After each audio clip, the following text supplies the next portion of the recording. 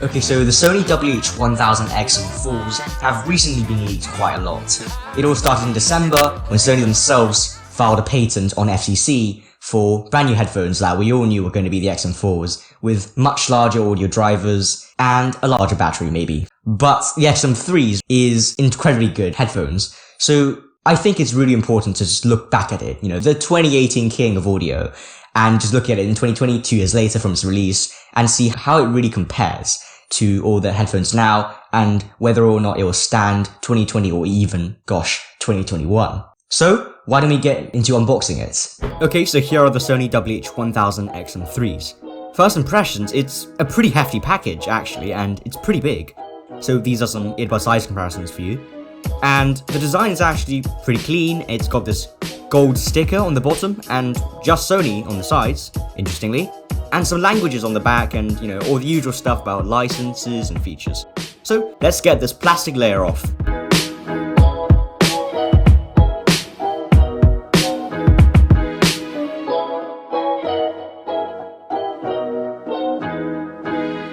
And it seems that the inside container is an all black box that just slides out like this. And the headphone container is actually looking pretty fresh, but firstly, these are the instruction manuals and whatever, just basic guides on how to use the headphones.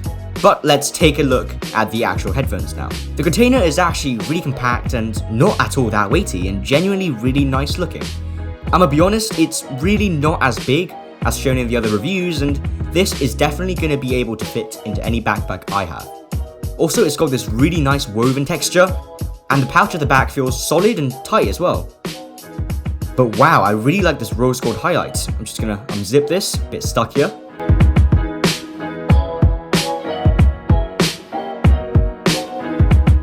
Firstly, here's a gold tipped headphone jack to headphone jack. Not sure where I'd plug them into in this day and age, but well, whatever, here they are. But here is the headphones, and they feel really compact and solid as well. I thought the plastic would feel quite cheap, but it does turn out pretty premium and slightly like metal. I gotta say, the build is not as bad as I predicted, not that I had low hopes or anything, but the padding is plush and nicely textured, it's got this nice stretch, and honestly there's nothing really bad or particularly standing out about the design. And the way this folds is actually really interesting. It bends in on itself and fits pretty snugly into the case. But I can see that the folds on the leather might wear it down in the future, and potentially even the hinge, although it's feeling nice and clicky at the moment. So let's get on to using them and experiencing the legendary audio of the Sonys. Okay, so I've been using the XM3s for about a week now. Sorry, Marquez had to steal that one. And honestly, these are really, really fantastic headphones. They're really, really comfortable for one, and they've got really plush paddings, both on the top and on the sides. And genuinely, I feel like these are really, really good headphones that can probably last you for, 5-6 years upon buying them. But these definitely have room for improvement. For one, these headphones, they're really, really good at bass. This is basically the thing that separates them from the rest. For example, the Bose NT700s, which came out in 2019, so just a bit later than the Sonys, really didn't manage to beat them because of this. The bass was absolutely spot on and fantastic in the Sonys, and it wasn't that prominent in the Bose. However, the mids and highs were decent. Yeah, they're pretty good, but they're not as outstanding as the bass. And I can see this being a problem if you are really sensitive and you want to maybe look more into headphones with much, much better all-round audio. Of course, buying them and using for the first 2 days, you get swept into this massive frenzy of excitement because you just feel the bass tinkle in your ears, and it is spot on. Like, it is fantastic. You hear a rumble, you can feel a tinkle. It's like interactive audio. You genuinely feel the sound, which is obviously very, very good for someone who hasn't had that much experience with audio, which is usually the average person. But after maybe 2-3 days, like maybe a week even, you start to notice that when you use on full volume, which I don't recommend, and I hope no one really uses these in full volume because they are pretty loud. After doing so, your ears really start to almost ache from the really, really high-pitched highs and mids, maybe up in the 10,000s of hertz. And honestly, these are really, really sort of minute problems, but still, you really need to have good highs to pair with the bass, because obviously, if you're playing at full volume, you're making the trade-off of the safety of your ears, listening to all those massive shrieking highs, or the really sort of squeaky highs, just for that low rumble of bass. Now, obviously, what could have been done better would be to add so much more bass towards maybe half volume, or maybe just slightly higher than half volume, so that the highs don't stand out that much, but the bass still rumble. Now obviously this can be solved using the custom settings on Sony's app, which allows you to plus 10 clear bass and just lower the highs and mid-highs all the way down, which obviously produces a slightly less and slightly less crisp sound, but you'd want to do that if you really are a bass guy.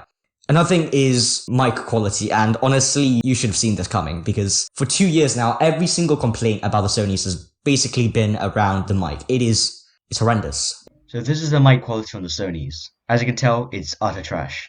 Another thing is probably maybe the cushioning, potentially, if you can argue that. Obviously, I have quite a sensitive head. Really depends on you. But when you wear them for a long time, and this applies to pretty much every headphones, come on, you're trying to listen to music through a very, very solid structure. You're going to have to feel it somehow after a long period of time. But after maybe 1 or 2 hours, that's actually quite a lot, maybe even 30 minutes, they start to tire you out, certainly, and your ears start to ache and they start to get a bit hot because obviously there's not much ventilation. I guess this could be something that they improve in the XM4s, but I doubt there's going to be much progress in that category. And I guess the last thing that potentially could be addressed is the noise cancelling. It is pretty good, and it's genuinely one of the best noise cancelling headphones I've ever used. Slightly better than the Bose NT700s, which literally have noise cancelling in their ears, which, suggests that it's a priority from Bose, so clearly Sony's beaten them in this aspect. But at the same time, it's kind of deceptive for the average user, because, you hear the name noise cancelling and you expect noise to be cancelled, but there is still noise, it's just a lot quieter. And sometimes, obviously, this applies to all noise cancelling, but more over-ear headphones rather than just earbuds, but you start to feel this almost pressure building inside, especially when you're not listening to music. Now, you can't hear anything if you have any music on. This could be a bad thing, obviously, and that's why there's ambient mode. However, the ambient mode is slightly off as well. It sounds quite tinny and almost slightly mechanic. You can't be fooled by the ambient mode into thinking that you're not wearing headphones, because the sound is just slightly off. It's tinny, it's slightly gurgled, which kind of suggests, again, the same microphones, so Sony can really please improve the microphones. They're pretty bad. So I think XM4s, obviously, there are just a few leaks now. There might be an image render here or there from different sources that might not be reliable at all. But the XM4s can only be improved in certain aspects. For one, design is pretty much there, so they probably can't improve those. So the only thing they can improve is pretty much sound quality, but only by a bit, but mainly microphone and probably just noise cancelling.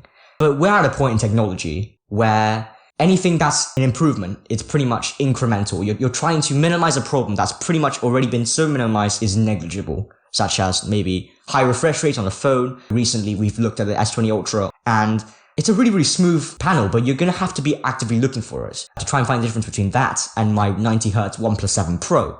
And there isn't a lot of difference between those. Now, if you jump to 144Hz, such as the Red Magic, and maybe then 160, 180Hz, there's not going to be any difference pretty much. You can't tell the difference. And same with audio. Once it gets so good, you're not going to notice that much more. The drivers are obviously going to get bigger, which suggests louder noise. But I think the problem isn't really loudness, it's more about quality.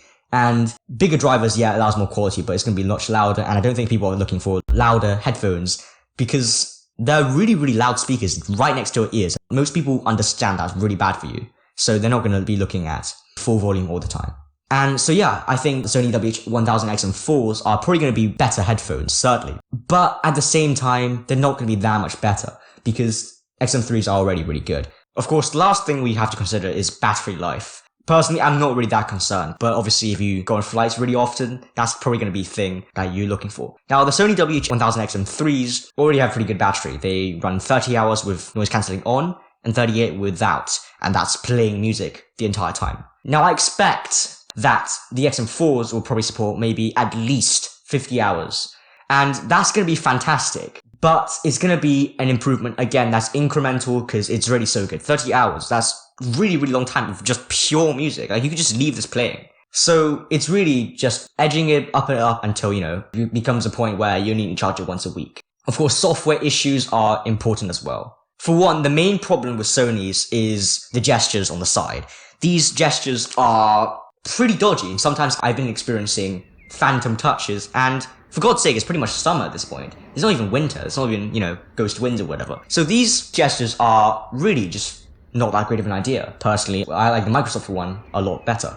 But unfortunately, looking at the leaks, the XM4s won't have this improvement in terms of hardware, and it will still be a touch panel because the release basically say that they are going to look pretty much identical to the Sony WH-1000xm3s. And so that's why I think you probably shouldn't buy the XM4s, probably at least this year or next year even, because they look the same as the XM3s, are just slightly better, and essentially, if you think about it, Bose will probably release an alternative that's better than the XM3s and maybe even better than the XM4s. Remember, Bose has been the king for a while now, and they've just lost the recent battle on the NT700s, last year, where pretty much everyone agreed that the Sonys were slightly better than them. So they're probably going to want to make it back, it's all company logic. And so they're probably going to develop some beast headphones and also other competitors as well, like Shure, Microsoft, all the other ones. So honestly, wait till 2021. But right now, genuinely, these definitely are 2020 proof. Like, it is a fact that these will get you there. Also, price has been reduced. These came out for £300 and you can almost take them off for less than 200 now. Although I wouldn't trust those, slightly dodgy. So 200 is probably your price to go for these. And they're actually really cheap compared to the new ones, which will obviously cost the full price because they are new.